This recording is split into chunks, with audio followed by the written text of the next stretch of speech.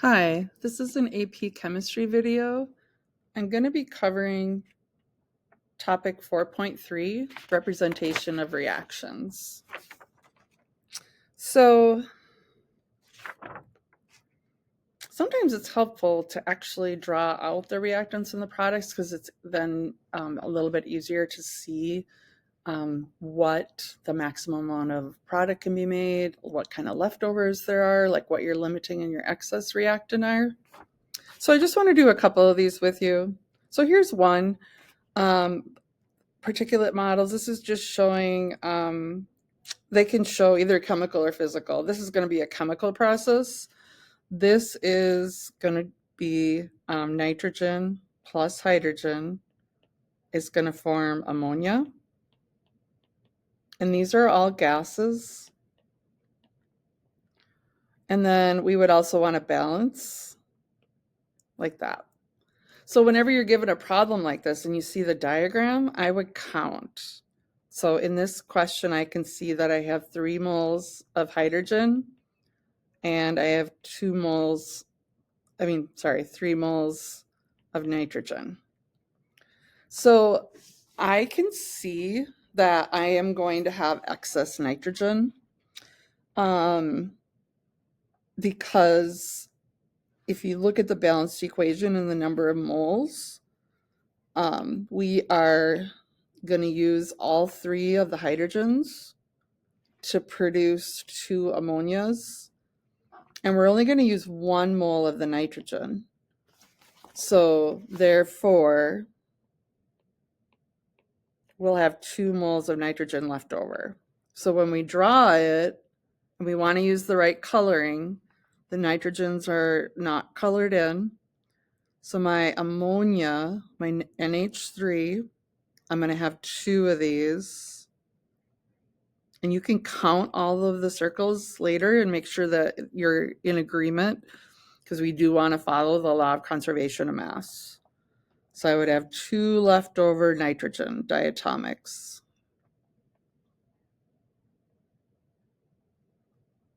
Let's look at another problem. So this one is asking us, which of the following particulate diagrams best shows the formation of water from hydrogen gas and oxygen gas? So again, hydrogen plus oxygen is going to give me water. Oops, can't write and talk at the same time very well. And it's water vapor. And then I would want to balance. So when I'm looking at these diagrams, I know that A and B cannot be chosen because these are hard to read, aren't they? But if I were to zoom in, it's the left side that's wrong. These are water molecules. But over here, the H2 and the O2 have to be diatomic, and they're not. So I right away know that A and B are not true. So if I then look at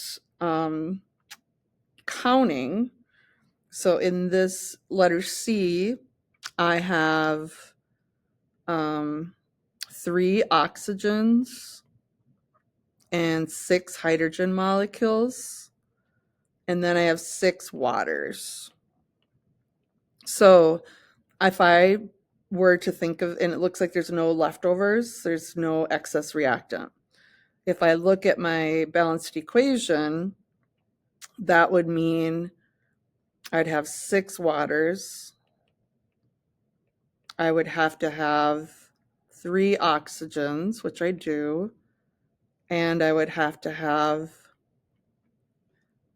6 hydrogens. So that's the correct answer, but let's just double check that it's not D. So D, you can see that I have 6 oxygens and 6 hydrogens, 6 waters. So if I use that same balanced equation up above,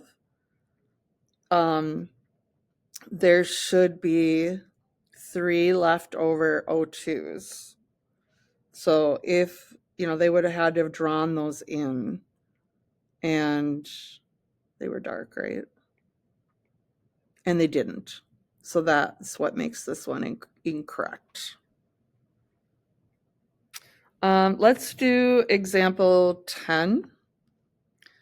So this is a reaction of hydrogen peroxide decomposing and forming water and oxygen.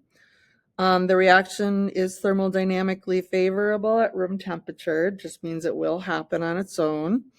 The particle representation of the reactant is shown in the left, and then in the right, you're supposed to draw the representation of the molecules that would be produced from these 4 reactant molecules. So what we have here are 4 hydrogen peroxide molecules.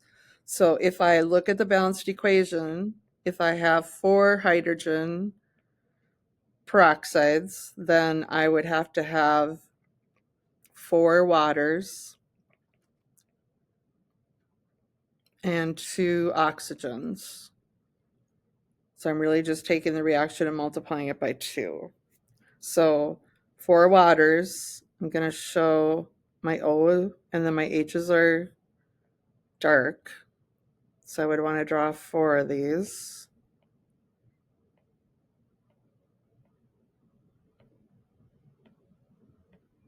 And then I want to have 2 extra O2s, which are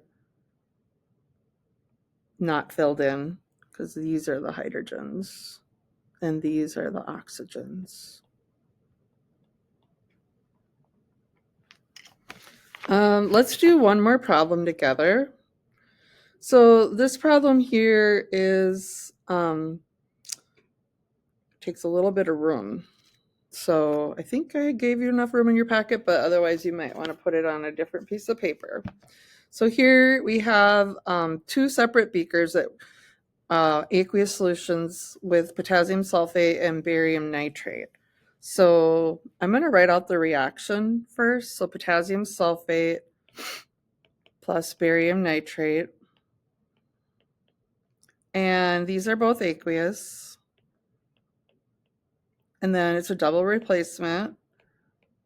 This is going to be insoluble. And then potassium nitrate is soluble. So then I would want to balance. I would put a 2. I think that fixes it. So now in the question, they're telling me that I have 4 units of this and 3 formula units of the barium nitrate. So I'm going to draw 2 beakers, one with the potassium sulfate and one with the barium nitrate first, before they've been mixed. So if I have, I'm going to need to draw 8 potassiums and 4 sulfates.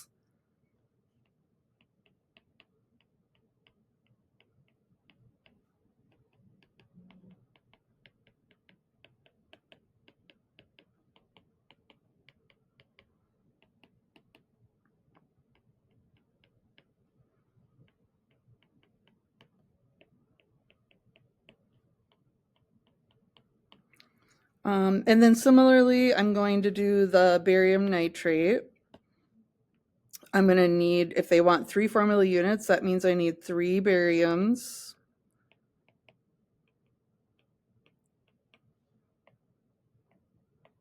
and 6 nitrates.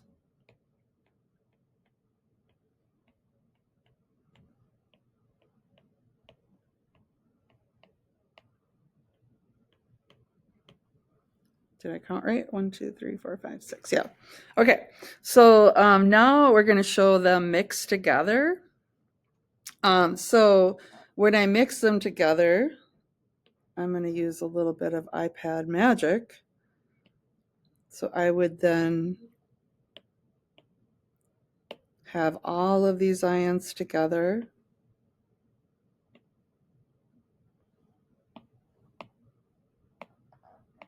So this would be, once I mix them right before they react. And then I'm going to want to draw a picture after the reaction happens. So remember, we're forming a precipitate. and the precipitate is going to be the barium sulfate. So I am going to figure out how many barium sulfates I'm going to have. So there's 1. I should have put them closer together. 2.